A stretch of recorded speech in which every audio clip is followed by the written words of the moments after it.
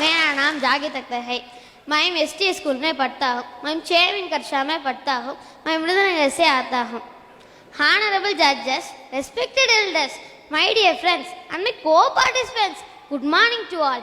Now I am going to light up a topic which we need today. என் பேர் ஜாகித் அக்தர். நான் விருதுநகர் மாவட்டத்துலேருந்து வரேன். நான் SDS ஸ்கூலில் 6ஆம் வகுப்பு படிச்சுட்டு இருக்கேன். இப்போ நான் பேசினா தெளிவாக கேட்டிங்களா? கடைசியில் 2 வரி பேசுனீங்க, அது ஒன்று தான் விளங்குச்சு.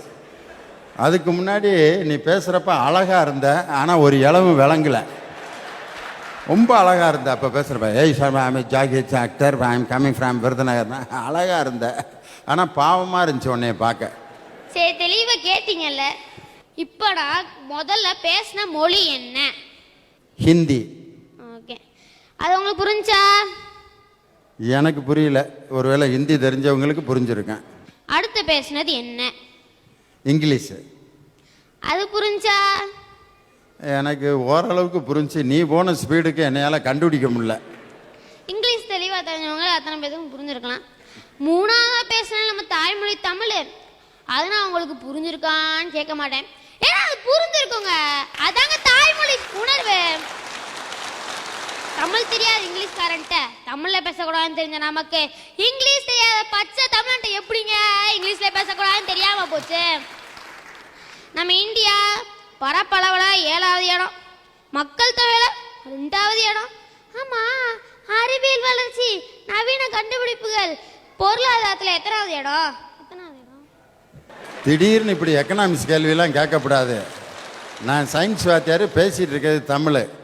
இந்தியா பொருளாதாரத்தில் எத்தனாவது இடம்னா ஏதோ ரொம்ப தள்ளி இருக்கு, பின்தங்கி இருக்குன்னு சொல்லிக்கிருக்காங்க. மோசமான இடம் குட்டி நாடு ஜப்பான்.